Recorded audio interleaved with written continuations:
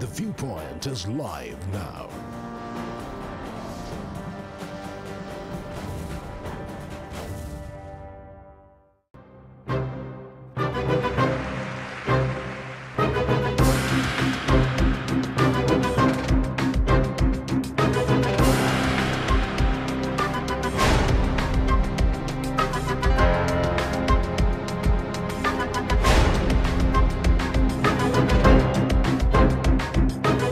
भारत के surgical strike के इतने बड़े कदम को विश्व में से किसी ने भी एक सवाल नहीं उठाया।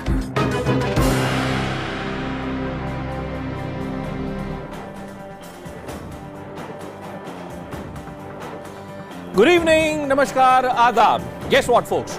It's the first big White House summit meet which has been offered by the American President Donald Trump.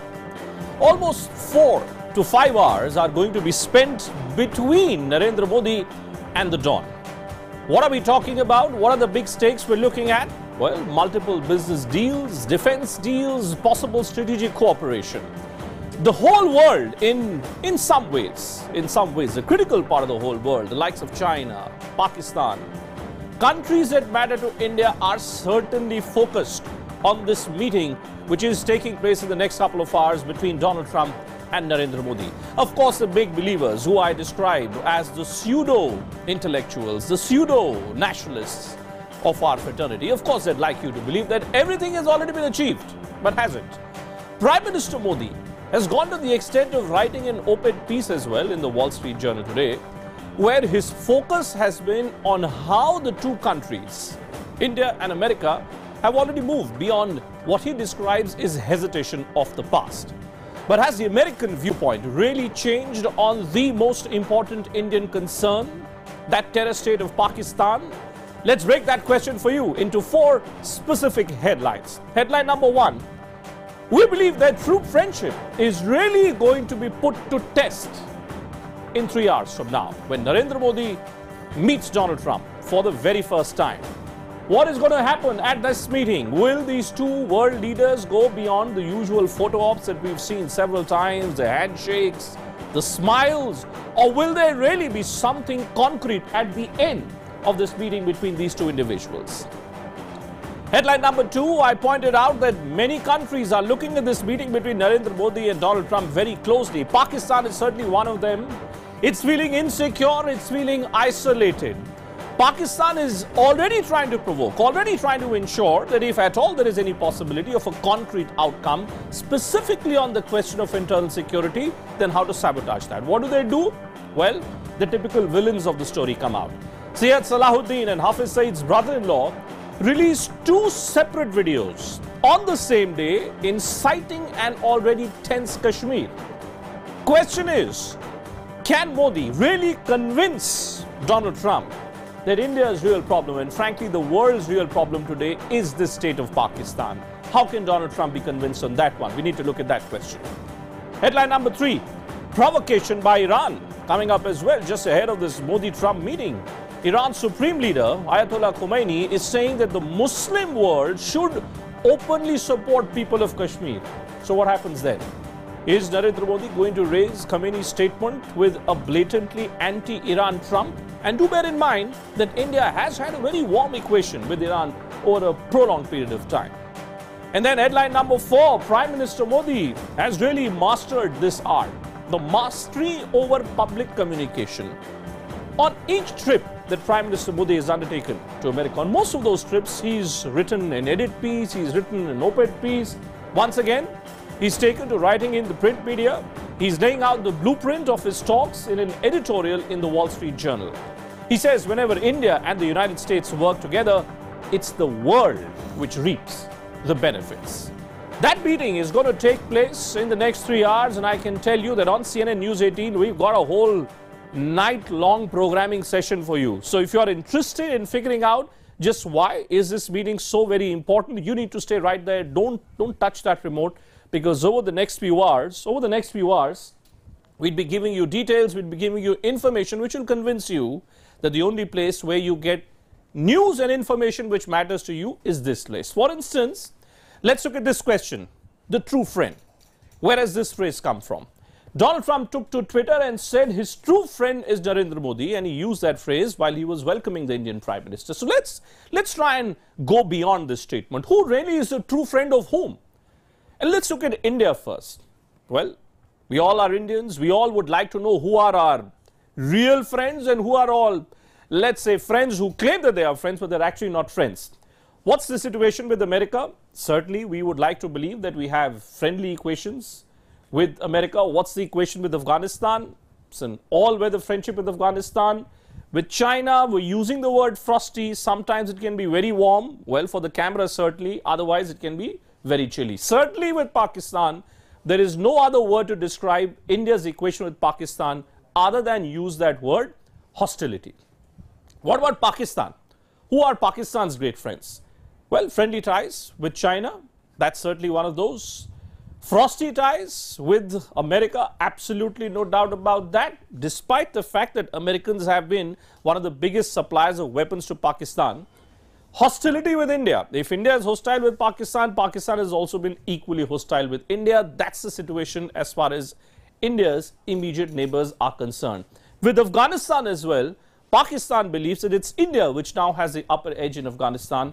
And we really need to look at this policy between Afghanistan and Pakistan to figure out what the Americans would really like to do. What about Afghanistan? It has a good equation with India, bonhomie with India. India even contributed to construction of an Afghan parliament. Pakistan, much like, it's a quid pro quo. India doesn't get on with Pakistan, Pakistan doesn't get on with India. Similarly, Pakistan doesn't get on with Afghanistan, and Afghanistan doesn't get on with Pakistan. If this is a scenario, where Afghanistan believes that specifically on the question of terrorism, it can tie up with America, can Narendra Modi really use these wheels to ensure that India gets something concrete out of Donald Trump, out of America today at the end of this meeting? Let's look beyond Afghanistan. What about China? Certainly, it has the most friendly ties with Pakistan. I would even like to say that actually Pakistan today is nothing else but a Chinese colony. Frosty ties with America, forever on the warpath with America. That's the Chinese equation. Cordial relations with India. There's absolutely no doubt about that because India is a big market. A lot of business interests between India and China. Cordials, but sometimes that cordiality can really go haywire, specifically when it comes to border disputes like we've seen in Arunachal Pradesh. That's the story of China. What about the other story? The story of how India is going to deal with those issues which have not been resolved. The reason why we're putting up these issues today is because these are the facts which need to be discussed between Donald Trump and Narendra Modi. Question is, are these issues going to be discussed? Certainly with Pakistan, big dispute is of Kashmir, terrorism, infiltration across the borders. Those are Indian concerns as far as Pakistan is concerned. What about China? With China as well, we have many unresolved issues. There is the Aksai Chin border dispute. There is the Arunachal Pradesh border dispute. Constant stories of incursions by the Chinese army. Even today, by the way, there has been tension along the Indo-Chinese border to the extent that the Chinese have refused to give access to Indian pilgrims for the Kailash Mansarovar Yatra.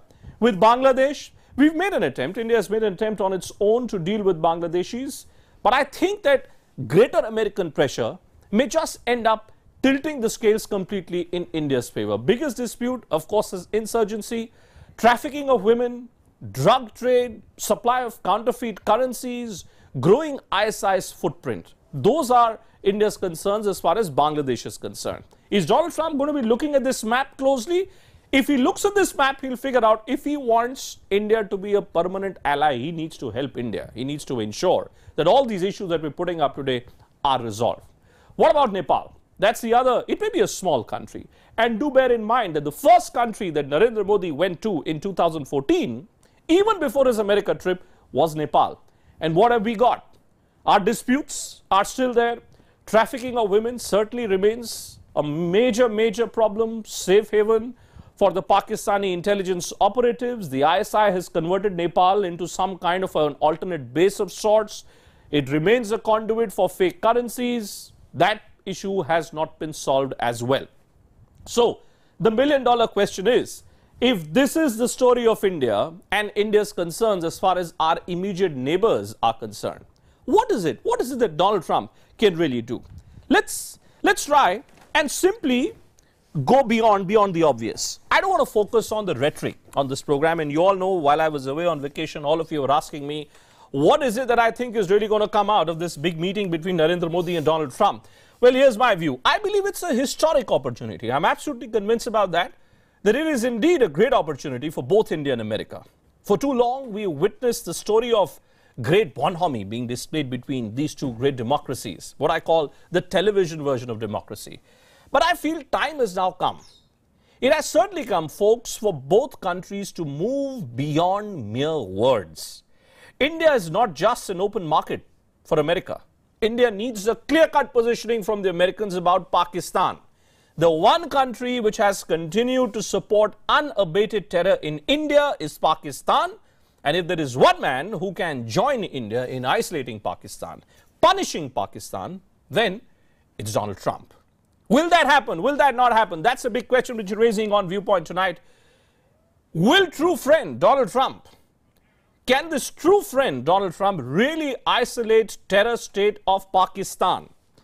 Is that something that India can get out of Donald Trump within the next 4 to 5 hours? Full panel is joining us. One of some of country's most accomplished and well-known names on military affairs, strategic affairs, foreign policy. Vivek Kaju, former Ministry of External Affairs Secretary, is live with us. Lieutenant General Prasad is joining us live on the program tonight as well. Pramit Pal Chaudhary, Foreign Affairs Editor of the Hindustan Times. Bharat Karnad, Professor, is live with us as well from the Center for Policy Research, and CNN International's Ravi Agarwal, who's in America, who's in New York, tracking all the developments for CNN International and the global community, will be live with us as well. Welcome to all of you on the program tonight. As we always do, let's kick off the debate first with the buzz around, where we ask our two lead speakers to initiate the debate. Let me start first with you, Vivek Kaju, and just get opening comments from you. What do you believe we're really going to get by true friend Donald Trump at the end of this marathon round of meetings which have been lined up between the two countries? The word trust and friendship is used by leaders and by countries' representatives, but as you and I both know, that countries and leaders are motivated by interests and not by friendship. And the whole game is about enhancing the coincidence of interests and trying to diminish the divergence of interests. So at the end of the day, after this meeting, if there is greater clarity on American policies, on concerns, policies that concern us directly, whether they be bilateral or they be in the regional context or in the global context, I, for one, will be happy. Because the imponderables are too many. You mentioned Pakistan and Afghanistan. Now that is something which concerns our core strategic interests. And on that, I think the Americans are still groping for a policy under Trump. He has not spelt it out at all. There are some elements which are now known from press reports, but that's neither here nor there. At the end of the day, will the Americans be effectively controlling Pakistani terror? Right. I doubt it. Okay, let me, your 1 minute is over. I'll come back to you, sir, in the open round of our debate. Let me also turn to Lieutenant General Prasad. There is Vivek Kaju, General Prasad, who believes that actually the Americans are still groping as far as the AFPAC policy is concerned. We don't know the exact contours in this Donald Trump regime. If that is a paradigm, if that is the basis, what do you think India can really hope to achieve after this meeting with Donald Trump? Is it just about semantics? Is it just about these photo ops? Hi, hello, I get to know you, you get to know me, and we continue to get to know of each other. What is the concrete thing you believe India should really strategically look for from Donald Trump at this meeting? First of all, let's clearly understand the personalities of the two people. One is America-centric, is looking after American interests, and the other is Indian interest. Both are very much devoted to that. Both are strong personalities. Bhupen, what we need to look at is what are American interests into India. American interests into India are trade deficit, are issues concerning India being a powerful country or a strong country in the Asia-Pacific region. India's response to issues concerning Afghanistan, and a host of other things which we are all about. Main thing is how America looks at India as a countervailing force to China, if at all that's so, about South China Sea. What is Indian Prime Minister India's concern? Our primary concern is terrorism. Our primary concern is how to handle the other issues concerning H-1B visas and a couple of other things. Right. What is important today is that terrorism is primary. I believe that Prime Minister Modi has one single major objective, which is terrorism. If that is a major objective, has to be addressed. I'll come to you, General Prasad. Terrorism has to be addressed. Yeah, it has to be addressed. It has to be addressed, and that's what I'm trying to raise on the program, that if terrorism is indeed the major issue. Ravi Agarwal, you're there in New York. I've been looking at a lot of commentary which has been offered by various American publications, the Washington Post, you know, various American websites have come up with their own interpretations. It's almost as if a sense is coming from the American establishment that, guys, please don't expect any miracles out of this meeting. This is only and only about two powerful leaders getting to know of each other. Is that the sum and substance from this meeting? Are we really in a position to look for something concrete as far as terror is concerned, as our both two lead panelists have pointed out? Bhupen, I think it would be ambitious to expect anything too much from this meeting. For one, it's been fairly hastily arranged. For two, look, this story, the India-US meeting, you've called it a historic meeting. It is the lead on your show, the 10 p.m. show in India. I'm sure it was the lead on the 8 and the 9 p.m. shows as well. It is not the lead story here in America on any network channel or cable channel, and it won't be. And the simple reason is that here in America, President Trump has a number of things on his plate that are big-ticket issues. There was just an hour ago a Supreme Court ruling that was in favor of Trump's so-called Muslim ban against travelers here to the United States, and that ban did not, just so you know, include Pakistan. So, you know, here there are a number of big-ticket issues that the White House is dealing with, and this India meeting in the midst of that really, as far as the American administration sees it, is a chance to get to know Mr. Modi, is a chance to try and ensure that the relationship that has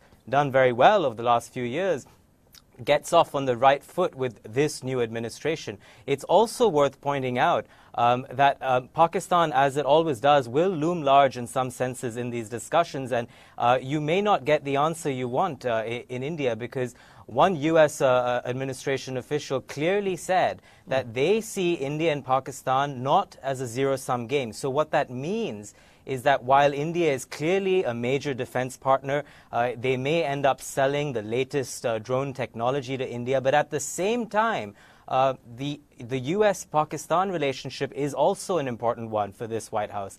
And so any Indian hopes of sort of, you know, really going against Pakistan isn't really going to emerge publicly today. I think what you're more likely to see are more photo ops, the statements, which will not be followed by questions here for obvious reasons, but the statements here are likely going to be broader platitudes about the partnership and friendship between these two countries, which, as we all know, has been on the up for the last few years. I would have loved to have a BJP politician being challenged by you, Ravi, you know, because here back home, it's almost as if something big has already been achieved by this very meeting which is taking place within the next few hours. Bharat Karnad, a very realistic view coming there from New York by my colleague Ravi Agarwal, that folks, this is just about getting to know of each other. If we expect some miraculous statement from Donald Trump, then we're living in La La Land. I want to know from you, Bharat Karnad, when Manmohan Singh was the Prime Minister, he famously described George Bush as an individual who was loved by a billion Indians. Now there is Narendra Modi, who's going to America with this massive expectation of a big majority that he continues to get in different states. Has anything changed from Manmohan Singh era to Narendra Modi era then? If at the end of the day, as Ravi Agarwal says, you will only get more and more photo ops?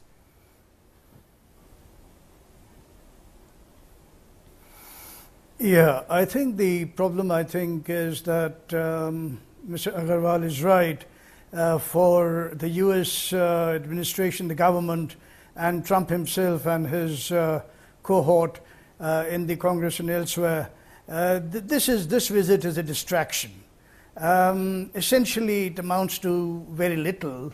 They'd like to play up, I think, massage Mr. Modi's ego, and that's what you guys in the media jump up and down every time anybody goes to Washington saying that this is some very stellar event.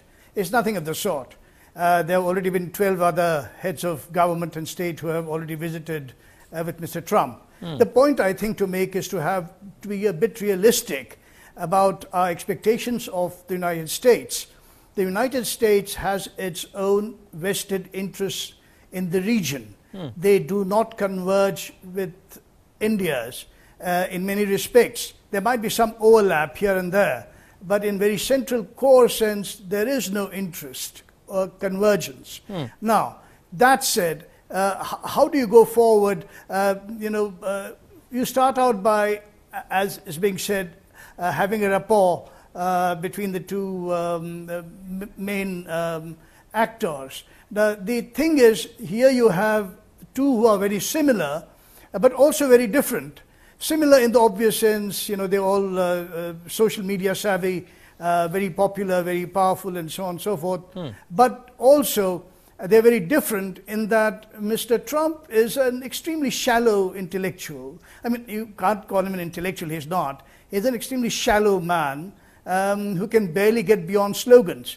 His interest is real estate, and that's about it. And now he has accidentally been, in some sense, an accident. Whatever it is, he's elevated to the post of the president, and he's now doesn't quite know how to translate his Twitter messages into policy. And this is a real problem. Okay. On the other hand, Mr. Modi is a fairly substantive person, quick on the uptake, and therefore it's really a mismatch. Now, if you're going to have a conversation between these two individuals, you might find that very, very quickly it gets on to the very trivial level, but that's fine, because the really substantive work will be done by the foreign officers and the professionals on both sides, hopefully. Fair enough. Assuming there is some kind of but I'm getting this sense from all of you. I think that's where we stand. I'm getting the sense from all of you that we've got the story completely wrong. That instead of hyping this event up as far as internal security is concerned, Pramit Pal Chaudhary, is it that actually this meeting, this whole summit which is being described, here in India, is it just about business? As it's famously said, the business of American president is to do business. So is it just that? Are we then completely wrong when we try and look for what are the concrete takeaways that India could get out of Donald Trump as far as internal security or terror is concerned?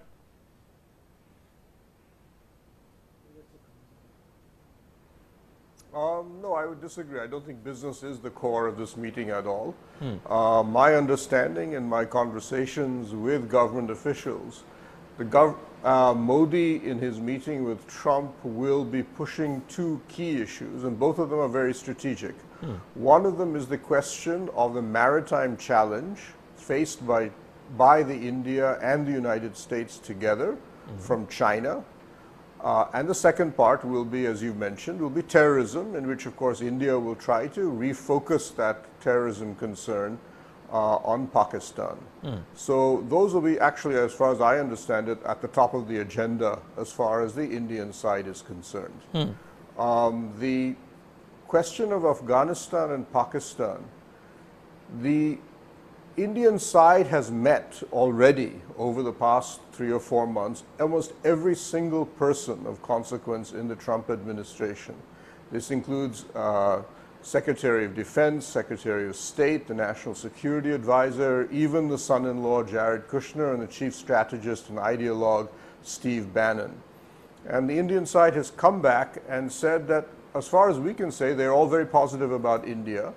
And their strategic vision of the world amongst this group of people is more or less in alignment with what India wishes to see the United States pursue. However, what is not clear is what President Donald Trump thinks about this, because Trump, as has been mentioned earlier, is really focused on a number of very core economic domestic issues and is not very interested in larger strategic issues. So for my understanding is, for the Indian side, the primary interest is that we have an entire administration at the lower end, right, which is prepared to pursue an Indo-US relationship that is more or less in consonance with what we had under Bush and Obama on defense and so on. So are you saying there's continuity? But they need are you saying that actually there is continuity? From the president, who basically will say, yes, I think this is a good idea. So are you then saying, Pramit, that actually what we're witnessing? I think there's very strong continuity. It's just continuity. Whatever was going on when Manmohan Singh era is what is being witnessed now? Yeah, I think what we're... I mean, there are some variations, but look, Mattis in his first phone call with the then Defense Minister, Manohar Parrikar, Parrikar said, hey, look, we've got all of this stuff going on between the two sides. Are you on board? And Mattis said, of course. Everything that has been agreed by my predecessor, Ashton Carter, under Obama, on Indo-US defense cooperation, we will continue. There will be no change. When I've talked to senior Indian government officials, they said when we've even met the Secretary of State, Mr. Tillerson, he has also said almost the same things that we have heard before. I think there are some variations, and some of those variations I think are going to be into our benefit.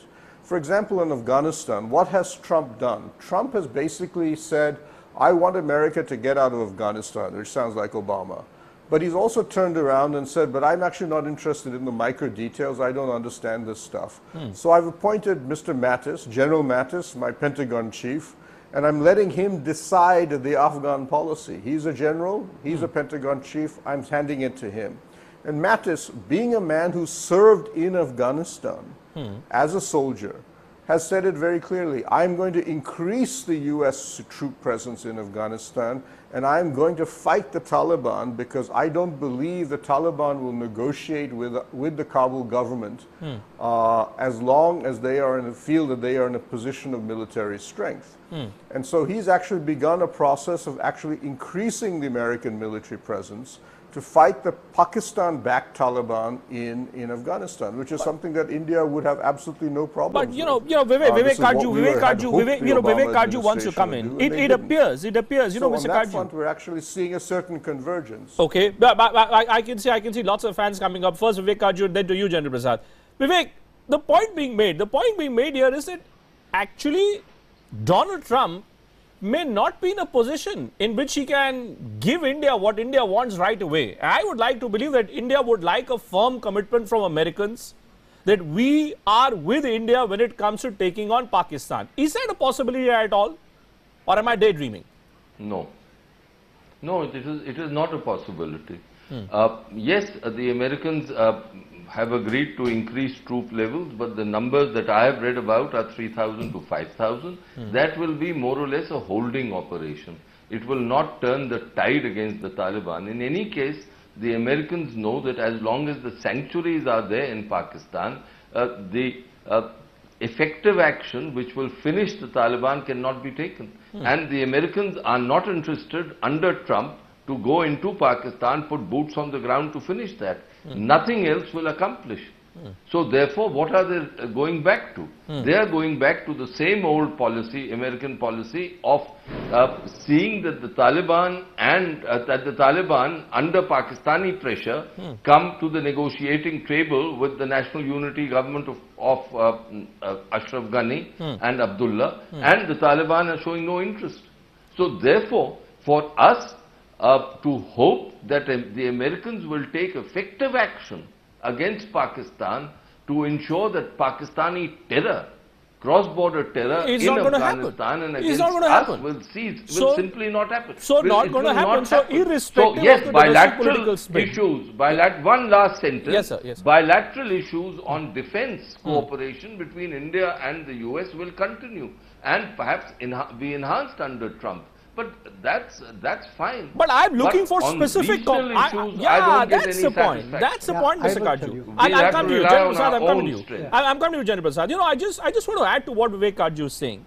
It's interesting that this meeting is taking place between Narendra Modi and Donald Trump today. And incidentally, on a day when Eid is being celebrated, look at what the Irani great spiritual leader, Ayatollah Khomeini, what does he say? Just take a look at his Twitter timeline and see how the great spiritual leader is actually asking all Muslims across the world to come out in favor of all those Kashmiri citizens who, according to him, are struggling. That's all from his official Twitter timeline. The same statement is on his website as well. That's very serious. That's a serious. So that's my point. That's my point. There is Narendra Modi with Donald Trump. Now, India has an equation. It has a warm equation with Iran. We are also aware of the fact that Donald Trump doesn't think too highly of what is going on in Iran. General Prasad, if this is the existing scenario, if this is the geopolitical scenario which exists, and all my panelists here are saying that actually we're not going to get anything, as far as our main problem of fountain of terror is concerned, then what do we do with America? How do we use America as a leverage point, General Prasad? Let me say everything in very simple and what I'd call a military manner. Our current problem is terrorism from Pakistan. Many other issues are on the table. I'll not deal with them at the moment. Right. Terrorism is one single issue with which we need to deal today. And that would be uppermost in Mr. Narendra Modi's mind as well. I sincerely hope so and I believe so. He is going to tell the President of the United States that, look, I've had enough of this. We cannot tolerate any more longer. Do you really believe he can say that? Do you really believe Narendra Modi can say this to Donald Trump? I'm saying it as a in military man. Language. Fair enough. He will say it in he will say the same thing, but in a diplomatic language. I am saying it simply because there's not enough time to put it in better words than what I can do right now. The issue is, Bhupen, he's been to Russia, he's talked about terrorism. He's been to Germany, he talked about terrorism. He's been to France, he talked about terrorism. He's been to Portugal, he talked about terrorism. He's going to Israel, he's going to talk about terrorism. He's now going to talk about many other issues. But I'm only focusing on the major issue of terrorism. He is going to come out and say, look, we've had enough. He's also said yesterday and this morning that surgical strikes have not been objected to by any major power. Yes. What does all of these indicate? In September he said, I'm developing a strategic response. While tactical response against militancy and against Pakistan is going on, I'm developing a long-term strategic response. This is a step toward development of a strategic are response. you then telling me, General Prasad, that I what believe, Narendra Modi is attempting to do is that he will tell the Americans to look the other way? One minute, Bhupen, 1 minute. Yeah. So therefore, this is a development of a strategic response that Prime Minister Modi is working on since September. Whether he does a surgical strike, whether he scales it up. So our problem is our problem. Let's be clear. Let me be direct with you. You're saying So, our problem the is last our problem. The last our problem point is our problem. We should nobody deal from with it outside is going to ourselves. come and fight our war. That's the point. No, Nobody will come and fight your war. We got to fight our own war. But I come back to it. We got to fight our own war, and our problem is with Pakistan. I come back to it. We need to deal with that directly and squarely. We need to deal with Pakistan directly, squarely. Americans are not going to come and help us in fighting our war with Pakistan on terrorism. But I'm just trying to understand, for all these op-eds which are Pakistan as well. For all these op-eds which are written, for all this politically correct statements which are made by American president consistently, whether it was George Bush, whether it was Barack Obama and now Donald Trump, we are victims of terror. Those countries which are victim of terror, something happens in London. Look at the statements which were made by Donald Trump. Why is it that India cannot get Donald Trump, a man like Donald Trump, who never shies away from taking politically incorrect positions, politically contentious positions, despite the kind of proof which certainly exists? Look at this. Let me play some of the key names which are also there on American agencies, American intelligence agencies' watch list. Hafiz Saeed. We all know about him, 2611 mastermind, someone who keeps delivering hate messages, messages of destruction against India consistently. How much proof does India need to give to America that he is a man who should be handed over to India, or who should certainly be tried? He's put under house arrest by American pressure, under American pressure, but then continues to release videos. He's our accused number one. Accused number two, and the reason why I'm calling them accused number two is because if you look at all these names, then you will be convinced that Pakistan is indeed the biggest hub of terrorists anywhere in the world. Zakiur Rahman Lakwi, another mastermind of 2611, roams around freely. Dawood Ibrahim, 1993 Mumbai bomb blast, main conspirator, planner. On CNN News 18, we ourselves have shown his residence in Karachi. We've shown n number of evidences, proofs, which have not been denied, by the way, which have not been denied by any intelligence agency anywhere in the world. What is it that Donald Trump can do? Can this true friend Donald Trump really ensure that Dawood Ibrahim is handed over to India? What about Maulana Masood Azhar, main accused of Pathankot and 2001 Parliament attack case? Where is he? Will we ever get some American support? So we hear that intelligence gathering has to take place. Intelligence gathering cooperation has to take place. Will intelligence gathering cooperation take place against all these individuals? Syed Salahuddin, Ravi Agarwal, for all this talk, intelligence gathering cooperation, India and America will have different kind of, systems which will ensure that there will be real-time data sharing. Will all this data sharing ever be done in the context of all these individuals, Ravi? Well, you'd imagine that some of that has been discussed by delegates of Trump and Modi, and that the thing is, one thing I want to make clear is when Modi and Trump meet, they're mostly going to speak about headline level issues, right? And on the issue of Pakistan that you correctly raise, I like the point you made that Trump never shies away from making politically incorrect statements, and so it is quite likely that were Mr. Modi to raise a point about Pakistan or the fact that India has suffered from terrorism emanating from Pakistan, I think he'd find a willing ear in President Trump, and they may well see eye to eye on that. That said, what worries me the most about this relationship right now is the fact that Trump clearly has his hands full with a number of domestic issues. Right. Internationally, there are also issues with Russia, quite obviously, also with China, I get that point. with the Middle East. I get that point. I think are front of his queue. Yeah. And then lastly, Bhupen, what is very important here is that the U.S. is yet to appoint an ambassador to India. I know talks are in the works to appoint that person, but it hasn't happened yet. There are a number of vacant positions at the State Department, at the Defense Department that I think slow up a lot of the I'm looking work at this that way. is delegated Bharat Karnad, let me people. slightly give it a political spin to this. Narendra Modi is 3 years into his prime ministership. Donald Trump, is not even is just about completing a year now into his presidency. Narendra Modi is looking for something tangible to sell to the domestic constituency back home. Does he get anything tangible by this meeting, Bharat Karnad?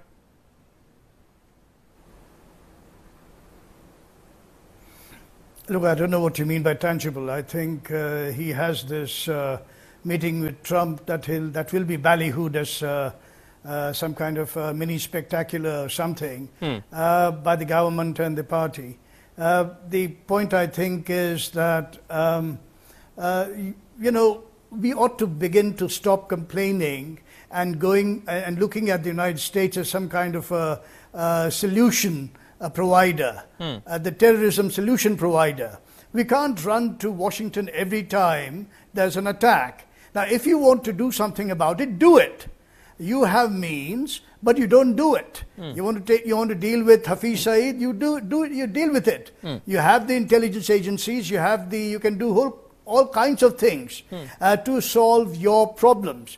Please, the whole habit that Delhi has gotten into of running to Washington and seeking American help for every little thing is really, the National Security it hurts the self-respect. Mr. Dovan is there but with you the tell Prime me. Minister. No, it's also, I think, because I'm here addressing the way you have put the issue. Yes. That is, we should go, what is Trump going to do? Well, why should Trump do anything for you? He barely knows India. I think the one way in which Mr. Modi can catch his attention is to talk about the Indian urban landscape with mushrooming Trump towers. Right. I think that's the way to do it. Okay. And I'm not being, this is slightly jokey, but I'm serious. I just want to That's the make way one to point. catch his but attention. let me just tell Now, when you. you start talking about these big things, But let me just tell you his eyes will what get Trump has glazed done. over. Let me tell you what Trump has done, and it's strange. It's strange that all of you are saying that Bhupendra, Donald let me Trump. make a point. Yeah, one moment, General Prasad. There's some information that we're getting of the steps which are being taken by the Americans. Now, obviously, this is a step which is being announced by the American administration. Now, Syed Salahuddin, and I was just raising this question, that can the Americans really do something about Syed Salahuddin? Well, American administration has now designated Mohammad Yusuf Shah alias Syed Salahuddin as a global terrorist. There's a special executive order which has just been released. So Syed Salahuddin now declared as a global terrorist. Ravi Agarwal, how do you read this? On a day when Narendra Modi, just an hour before this meeting starts, between the two global leaders, Syed Salahuddin designated as a global terrorist. How do we look at this statement then, Ravi? Well, Bhupen, having not seen the statement myself, I have to say that obviously the timing would indicate that there were certain, backroom discussions leading up to this.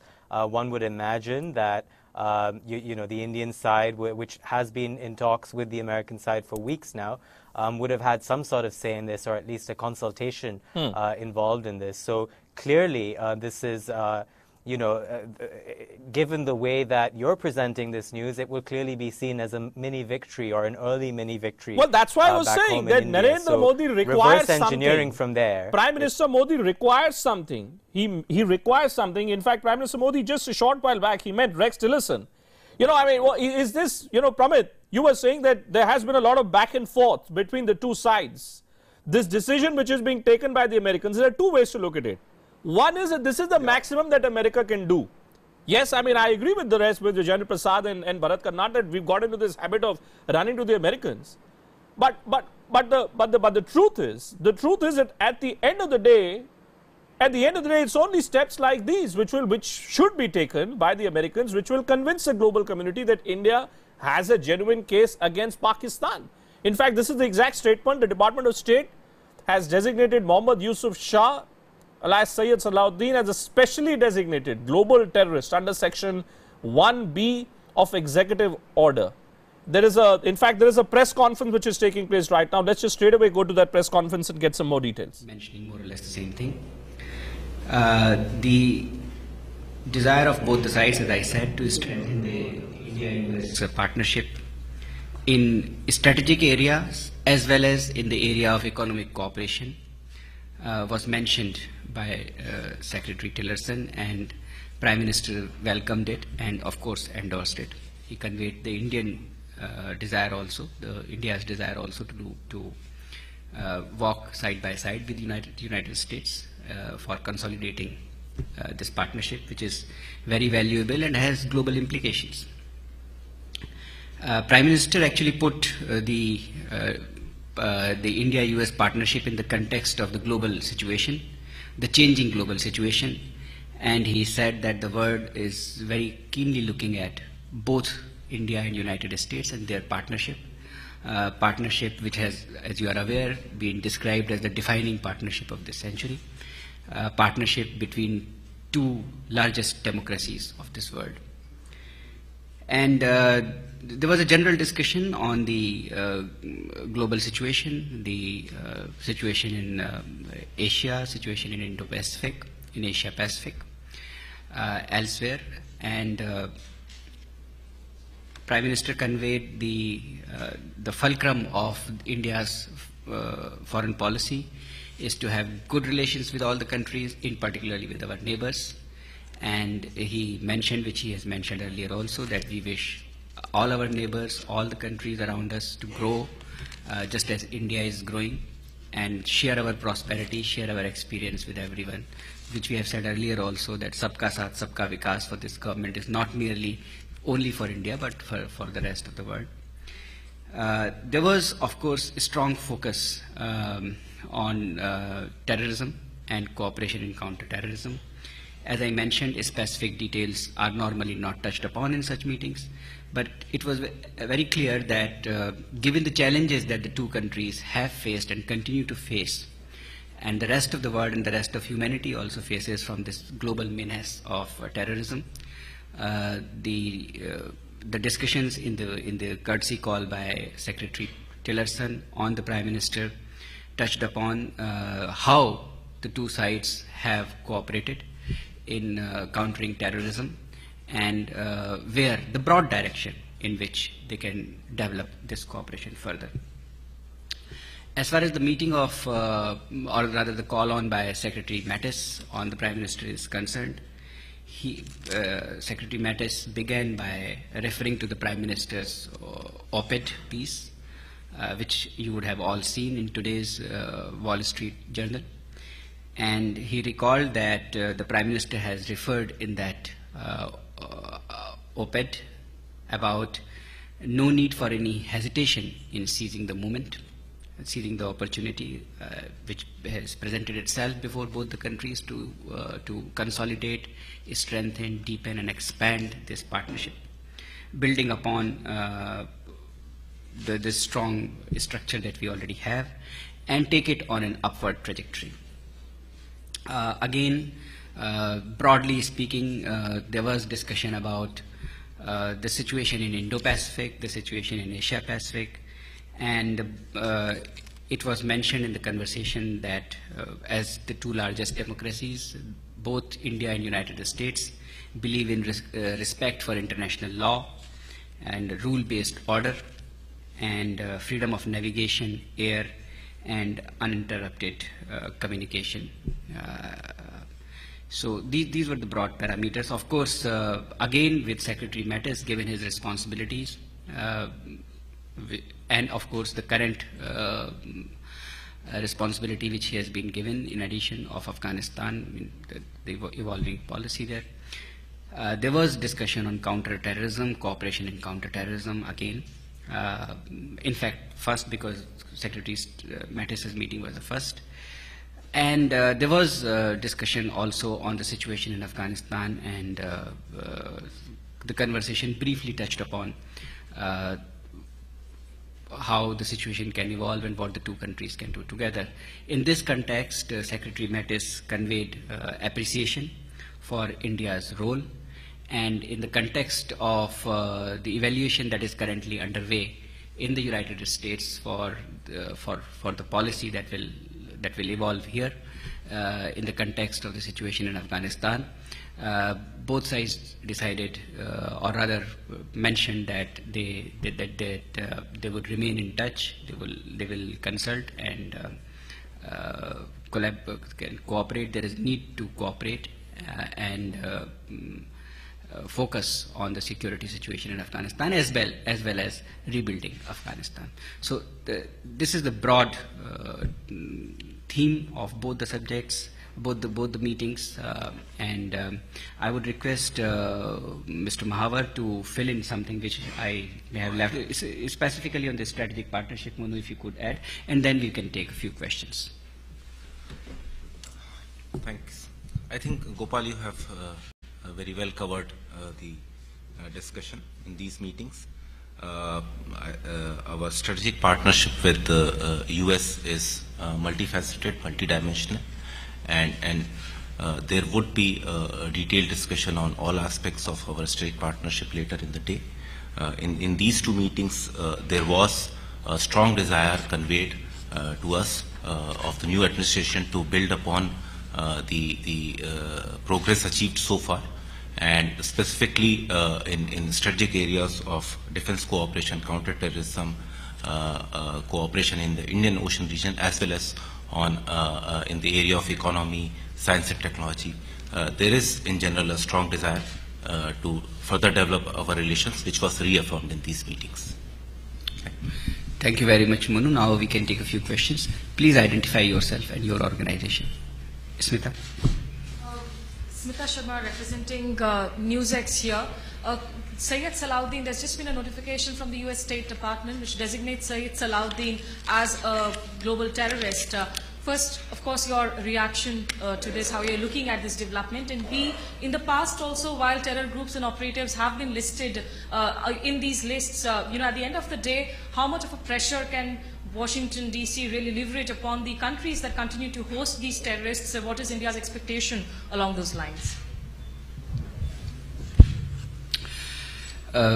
Thank you, Smita, for your question. As far as reaction to this is concerned, this, as you know, you yourself mentioned, Smita, that this notification has just come. We'll look at the notification, we'll see what its specific provisions are. But in general, I can mention, without going into those specificities, I can mention to you that it does vindicate India's longest standing position, that cross-border terrorism has been behind the disturbances created in Kashmir, and since last year, as you know. And in fact, the outfits that Syed Salahuddin leads, they have perpetuated from the territory of Pakistan and Pakistan-occupied Kashmir cross-border terrorism against India, including in the state of Jammu and Kashmir for a number of years. So in that sense, I think we would welcome this notification. And it underlines also quite strongly the The fact that both India and United States face threat of terrorism, they have faced the threat of terrorism in the past, and they are working together to counter this threat, not in one particular sector, one particular area, but globally also, because terrorism knows no boundaries. Terrorism is a global menace.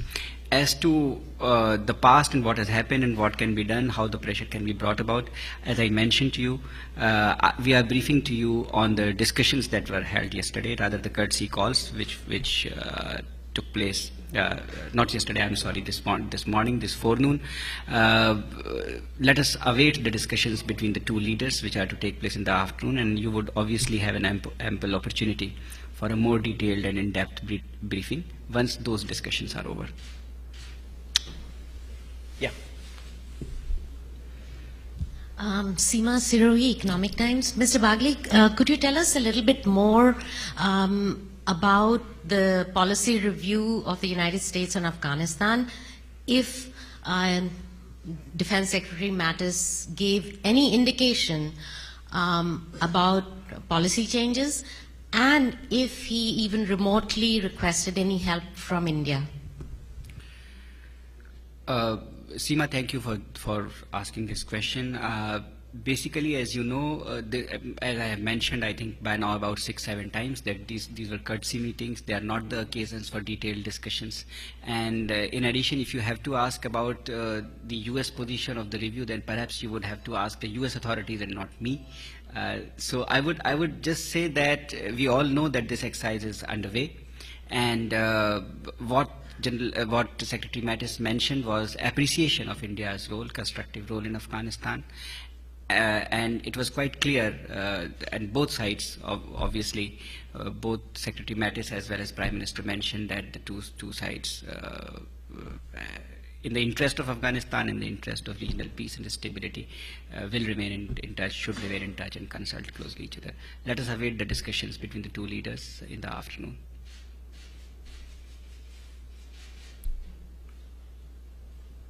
Hi, Shireen Bhan from CNBC TV 18. Just a quick question as far as the economic partnership is concerned, and you said that the discussion did also address the op-ed by Prime Minister Modi in the Wall Street Journal this morning. In that, he's talked about how bilateral trade has gone up to about $115 billion in 2016, but there was no mention of the $500 billion target that was earlier articulated. Does that still hold? He's talked about a many-fold increase, but there's no number in that. And also, has there been any, is there likely to be any progress at all on a bilateral investment treaty, as well as the possibility of a US-India free trade agreement? So I would add by one, to what I have already said, that these are courtesy meetings. The specific issues, obviously, this is a visit by the Prime Minister at the invitation of President Trump. The conversations which have taken place in the morning obviously are not substitute to the meeting which is still to come, yet to come in the afternoon. Let us await that meeting. But let me remind you that op-ed pieces by leaders of the stature of Prime Minister, President, etc. are not research articles. We don't expect statistics to be thrown into them. It's the perspective. It's the broad guidance. It's the leadership. It's the essentials in the relationship, the fundamentals, and how they see the broad direction that and where this relationship is going to be according to their vision. So that's what this op-ed is about. And there was no discussion on the op-ed. Let me clarify. In Secretary Mattis's call on the Prime Minister, he began by referring to the Prime Minister's op-ed piece, a particular part in that op-ed piece of seizing the moment, and no need for any hesitation in seizing that moment. Okay, so that's a big story breaking on Viewpoint right now. The American administration has decided to bite the bullet. Or has it really bitten the bullet? Is this all the Americans could have done by declaring Syed Salahuddin, who we all have known for so many years was a terrorist with nothing else but a divisive agenda on his mind? Finally, on a day when Narendra Modi is in America, just an hour before he meets Donald Trump, the American administration describes him as a specially designated global terrorist. What happens henceforth? Can any action also be initiated against Pakistan? Because Pakistan was a country which was harboring this specially designated global terrorist. We'll take a short break. When we return, we'll ask General Prasad, who's still with us. We'll ask him that question. What does this mean for India's war on terror? Will this really squeeze Pakistan? Is it really a body blow for Pakistan? Or, once again, is it nothing else but mere semantics which are being displayed by the Americans? Simply to a short break. See you on the other side.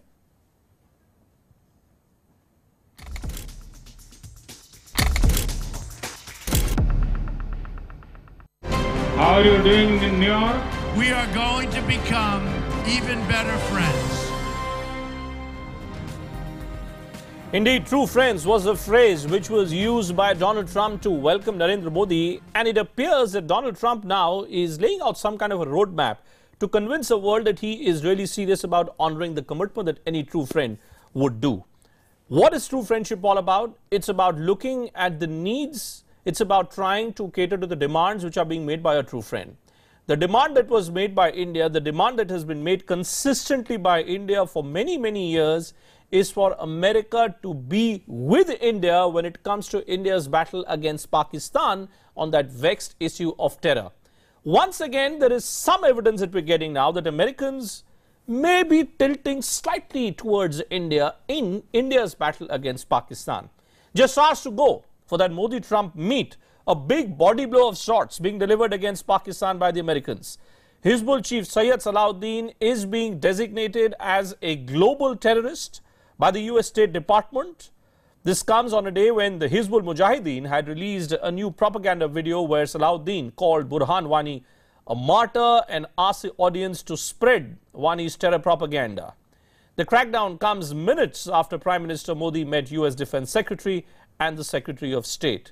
Syed Salahuddin, who for many, many years has been a thorn in India's flesh, who has never shied away from taking very, very contentious and I should say actually dangerous statements, dangerous positions against India, who believes his sole purpose in life is to unleash a jihad against India, who believes all Muslims in Kashmir and all across the world should join him in waging a religious war, what he describes as a holy war of sorts. Just listen in for a moment to the kind of statements that have been made in the past by Syed Salahuddin, and we'll get your reactions to that big move which has been made by the American administration. Okay, firstly, let's just the MEA spokesperson who has just a short while back confirmed the response of the Americans. It does vindicate India's longest standing position that cross-border terrorism has been behind the disturbances created in Kashmir and since last year, as you know. And in fact, the outfits that Syed Salahuddin leads, they have perpetuated from the territory of Pakistan and Pakistan-occupied Kashmir cross-border terrorism against India, including in the state of Jammu and Kashmir for a number of years. So in that sense, I think we would welcome this notification. So that's the official view coming from the Indian side. Lieutenant General Prasad is still there with us, and my colleague Anubha Bhosle there with us as well. Lieutenant General Prasad, you know, I'm seeing on social media, sir, there is typical a lot of backslapping which is taking place. Statements after statements coming from various diplomats saying that this is a body blow of sorts against Pakistan. Do you really believe this is a body blow? Because the obvious question which comes to my mind is that if the Americans are now convinced that indeed this fellow Syed Salahuddin is a globally designated terrorist, what about the country which has been giving a place, which has been harboring this globally designated terrorist? What about Pakistan then? Bhupen, I think it's a very good statement. I think it's a very well thought out statement, and it's been given at an appropriate time. Look, we've been talking for the last 1.5 days on this matter. If we think something great is going to come out of this meeting in an open public domain, I'm afraid it is not. Even if you think the joint statement is going to be very effectively against Pakistan, I'm afraid it is not going to be so. America has got certain interests in Pakistan which they will like to keep that facade. Today, with this statement, it is further confirmed that United States fully appreciates and understands the kind of horrific time that India is going through with terrorism perpetrated by Pakistan and all these Salahuddin and Hafiz Saeed and all the rest of these guys. This is an indicator that we support your fight against terrorism. But unfortunately, we cannot come and fight your war. We will help you, support you in as much as we can as far as the opinion making is concerned. Prime Minister Modi has already said today that the world opinion is with us as far as surgical strike is concerned. The next surgical strike, what shape it will take, is now being worked out, and I don't know what shape it will take. Prime Minister Modi would perhaps be aware of it. He must be bringing these, not the details of it, but generally that, look, we are fed up, we need you to say, we need to sort it out ourselves. And this is an indicator to say to Mr. Modi that, Mr. Modi, we appreciate your point of view. Here is it, an hour before we are meeting the President, we are declaring him as an international global terrorist.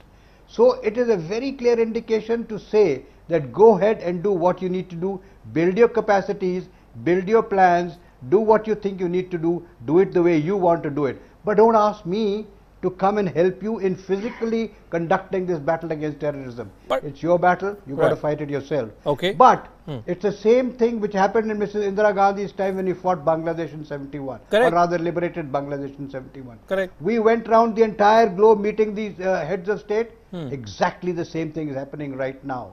We're just telling them, yes, we will develop capabilities. You help us develop capabilities up to a point that you can.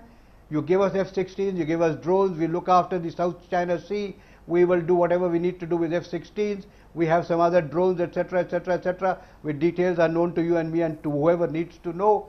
We have to develop capabilities, and which I believe and I presume and I hope are being developed. That's the second part of the story. It's a very good sign. It's a good sign. I agree with you that it's a good sign. But just a short while back, Anubha, you know, just a short while back, I was playing this graphic where we're looking at all these various other terrorists also against whom so much of evidence has been supplied by India in the past. You know, Hafiz Saeed's brother-in-law, we've got a video, you know, Makki, who's constantly been spreading hatred against India. There's Zakiur Rahman Lakwi, Dawood Ibrahim, you know, then there is Masood Azhar. Let's just listen into this video which we source of Makki, who happens to be the brother-in-law of Hafiz Saeed. Question is that if Sayyid Salahuddin is a globally designated terrorist today, what about this other long list of terrorists against whom there is enough evidence and more which exists with the Indian agencies? Will the Americans also act against these individuals or not? Let's just play this video for you and come back to Anubha and General Prasad. के गुज़श्ता 24 घंटे से श्रीनगर में मार्का जारी है। लश्कर तैयबा के मुजाहिद मोर्चाबंद होकर Indian फौज के खिलाफ ज़बरदस्त मार्का इस वक्त मकबूजा कश्मीर में जारी है। भाइयों ने मोर्चे संभाले हुए हैं और वो पूरी इस्तकामत के साथ, पूरी पाबंदी के साथ ज़ालिम हिंदू फौज के खिलाफ लड़ रहे हैं। तो मैं आप भाइयों से ये गुजारिश करता हूँ, इस वक्त अगर हम उनकी और कोई भी मदद नहीं कर सकते तो इस वक्त हमें उनको अपनी दुआओं में ज़रूर याद रखना चाहिए। So Anubha, how does this work out? What happens once you declare an individual as a specially designated global terrorist? How does the legal machinery play out then? You know, Bhupen, very simply, what does the designation of an individual as a global terrorist essentially mean? Well, that essentially means that that particular individual and the terror group are exposed, their organizations in a sense are isolated. This can result, this obviously means that there is no access to a financial system or terror financing doesn't take place. This also means that this particular designation can complement the law enforcement efforts of another country. So for instance, in this particular case, Pakistan. Now, you know, if you look at it purely by what has happened today, what has happened? The State Department has designated Sayyid Salahuddin as a global terrorist. Now, if you look at the semantics of it, obviously it's a big blow to Pakistan. It's a body blow in a sense to Islamabad. There can be a lot of backslapping to it. America can also push it as showing its first intent or show of intent before that big meeting takes place. But I think Sayyid Salahuddin now joins a long list of roster of individuals and terror organizations that have been based in Pakistan and that have been designated as global terrorist outfits or global terrorist terrorist individuals.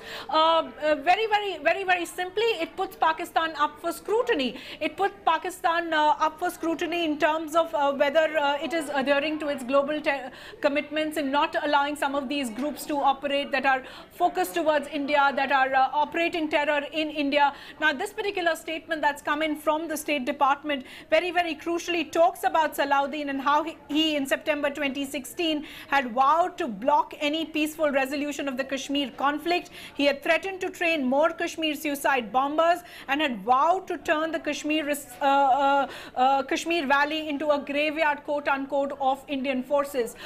So the United States has taken the full arc of terror activities of Syed Salahuddin when they're naming him as a global terrorist. But I think crucially, this also shows up Pakistan. So tomorrow, when Mr. Nawaz Sharif comes out and speaks for the Hizbul Mujahideen or speaks for the Hizbul support in Kashmir, saying that's an outpouring of Azadi, well, that statement doesn't ring any bell now. Or when the Hizbul chief says Burhan Wani is a freedom fighter and what is happening in the Kashmir unrest is an intifada, well, that statement has absolutely but can I just hold you? While I agree with you, that statement may be confined to the dustbin, but General Prasad, let's look at the basic brass tacks. The problem that India has had in this axis between America and Pakistan has always been this, that Americans have given us one thing and then they've given us something to Pakistan as well. How will we look at the situation if, say, tomorrow there is a bigger defense deal which gets signed between Pakistan and America? See, the problem is America has got interest in Pakistan as well. Correct. They have Afghanistan to maintain. They have additional troops being sent in there. So America has its own compulsion in Pakistan. With the declaration of this man as a global terrorist, if Pakistan is even 1% serious about fighting terrorism, they need to take action against this man. But obviously there will be no action. They keep on putting cases in the court without adequate evidence. What can the courts do? Correct. So all of these chaps are under the patronage of the ISI of the Pakistan army, which rules the roost, not the Prime Minister of Pakistan. Therefore, while this is a good action as far as we are concerned and we get a good message out of it, we don't expect much physically to happen. Okay. All what has happened is that we are assured by Americans, by the President of, the administration, that we see your problem, we support you, but please deal your problem yourself. We want you to be a strong nation in Asia Pacific. We want you to look after the South China Sea issues. We want to look after many other interests of ours as far as global. Can I just get a Pakistani voice also, sir? Jan Prasad, just hold on for a moment, because on the phone line. So therefore, listening to you, sir. Listening to you is Admiral Javed Iqbal, who has been on our program many times in the past and who's defended the Pakistani case very strongly. Javed Saab, now tell me, Admiral Saab, how do you look at this? The American administration, sir, declaring a man being harbored by your country as a global terrorist. Afghanistan, anywhere in the world, even in Indian-held Kashmir. So why should it affect us? Syed Salahuddin, who lives in Pakistan, who's been given patronage by the Pakistani authorities, by the Pakistani political class, today is being described as a global terrorist. Our own people that how many attacks in Pakistan have taken place in the last week? Do you know that? So you send him to jail. You keep this. How many people have lost their lives? Do you know how many people in India have lost their lives? I mean, then then it becomes a game of two-to-one, sir. 70 people. Well, do you know how many? Do you know hundreds? Do you know thousands of people in India, sir, who've lost their lives because of terrorism? Because of terrorism, which is promoted by country, like your country, sir. It should finish. It should finish. Then you finish this man. You finish this man. You finish this man. Why don't you put this man behind jail? Why don't you put Hafiz Saeed behind jail? Why? Who? It is our. What should I play the video? Should I?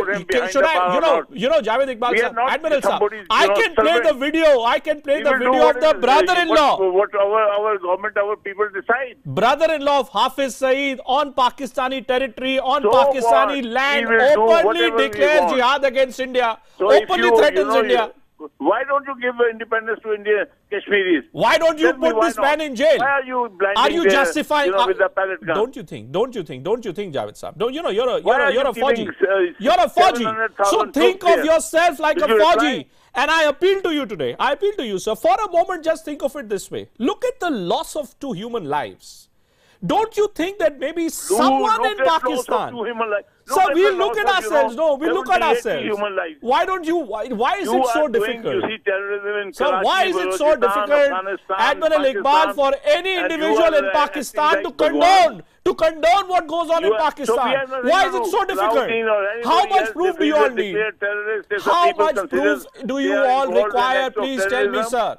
They should pay the price. You will continue to sing this rag. Why should I answer You it? will continue to sing this rag that you're not responsible for anything. Pakistan is not responsible for anything. You see, America. ये आदमी कहाँ से आया? ये कहाँ से आया?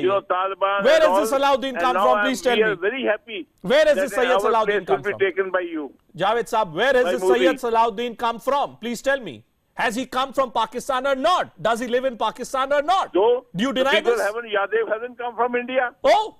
No, you see, you keep blaming India. You keep blaming India.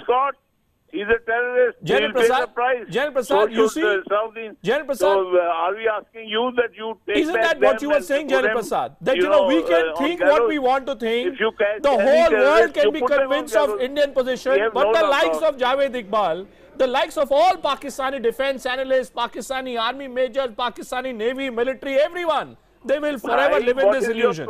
General Prasad. Are we telling you what to do?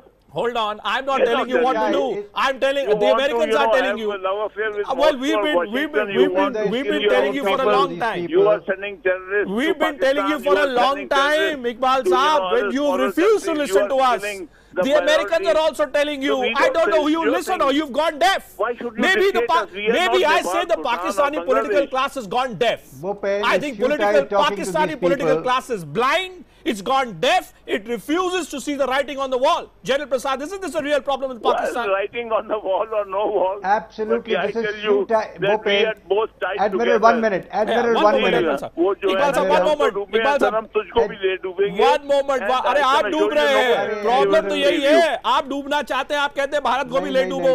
आपका प्रॉब्लम ही यही है. तो डूबेगा ना. आप डूबिए ना. आपको डूबना है. डूबिए. आप कूदिए. आप आपका देश है ग्लोबल टेररिस्ट. आप डूब जाइए. हमको क्यों डुबोते हो? Hold on, sir. Hold on. You are living in denial. You're living in some kind of denial. And that's, one of the principal positions that I had taken. I had taken a principal position of not calling Pakistani military officers on my program exactly for this reason. Therefore, Javed Iqbal Saab, thank you very much. I'll have to disconnect the phone line because it's just impossible to have any conversation with you. Thank you very much. I'm ending this conversation with Javed Saab on a very, very courteous note. General Prasad, I'll come back to you. GVL Narasimha Rao, spokesperson of the Bharatiya Janata Party, joining us on the phone line as well. GVL, big move.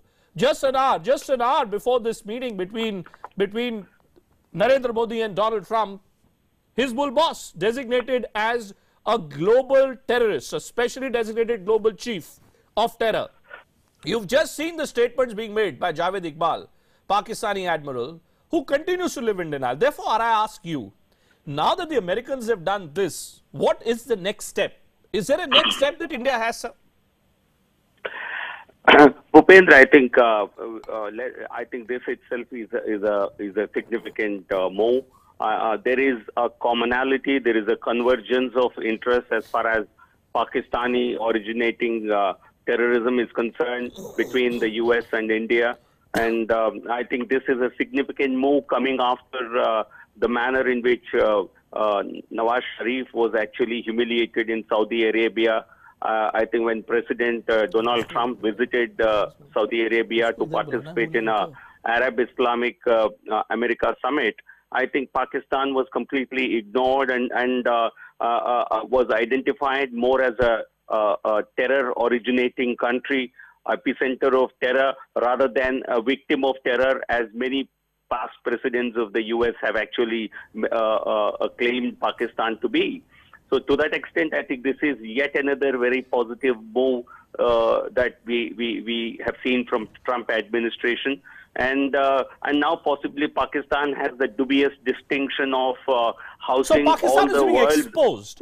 I think the best way to describe this is that Pakistan is being exposed. Earlier it was being exposed only by Indian investigating agencies. Now it's being found out, it's being called out literally by the American administration as well. But GVL, The key is that this list of infamous people in Pakistan is a very, very long one.